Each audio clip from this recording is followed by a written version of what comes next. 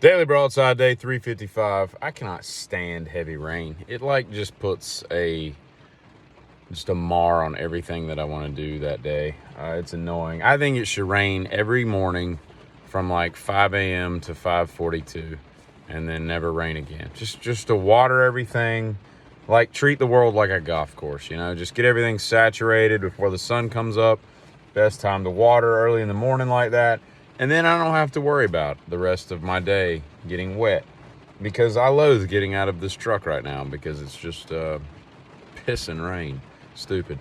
What is the market for cheerleading professionally in this world?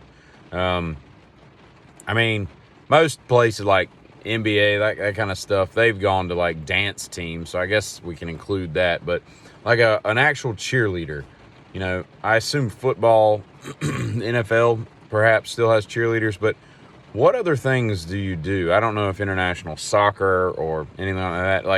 I don't understand the draw of wanting to be a cheerleader, unless it's just like a cliquish thing. It makes you feel like you're part of the in crowd.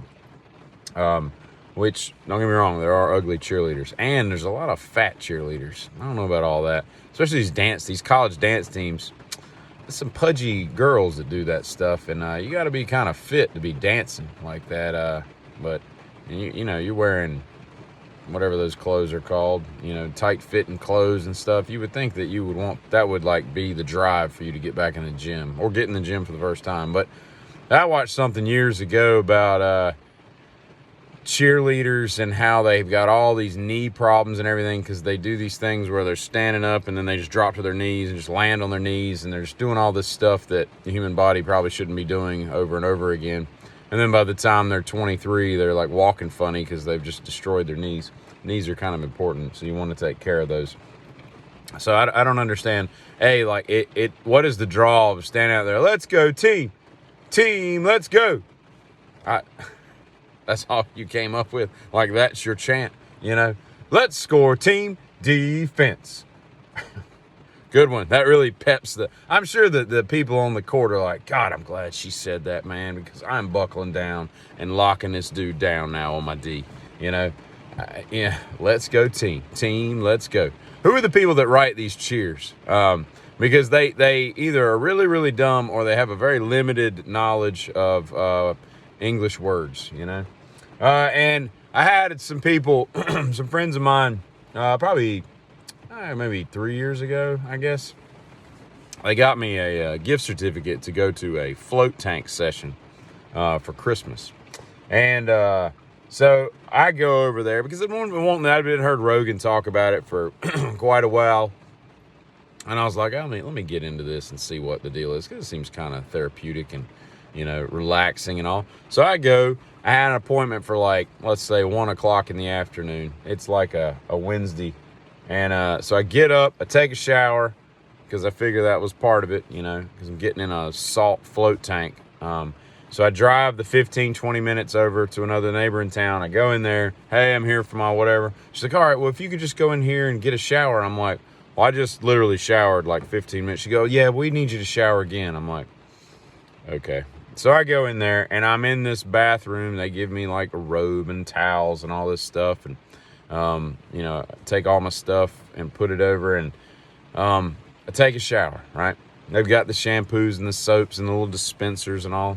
And it's like a cruise ship. So I get done. I put the robe on. I walk in there. I walk down the hall, and she puts me in this room, and there's this big float tank, right? And so she's like, all right, here's what's going to happen. You'll have an hour to float.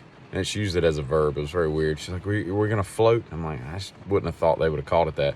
But anyway, I get in there, I strip down, you're completely naked, you're floating, you got a little hemorrhoid pillow for your head because your head would sink. There's not enough salinity, I guess, to keep your head buoyant.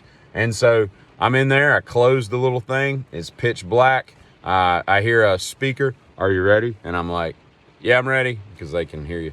And she starts the timer, right? And I just sit there and float.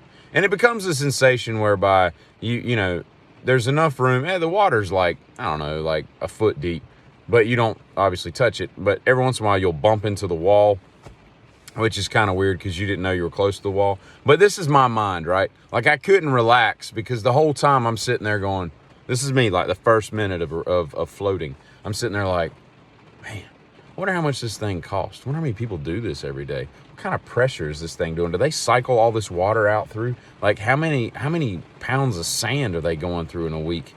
And and I'm just rattling off all these stupid, questions I'm having in my head and all. And I couldn't relax for anything. I was bored out of my mind. I mean, it was comfortable. It was warm water. You're just sitting there floating and all. It's kind of weird. Then you get out, right? And she leads me back in there to the bathroom, and she's like, if you could just take a shower. And I'm like, and rinse off all that salt. And I'm like, I just took 3 showers in an hour and a half. That's the most showering I've ever done. I was cleaner than I've ever been. And probably ever will be.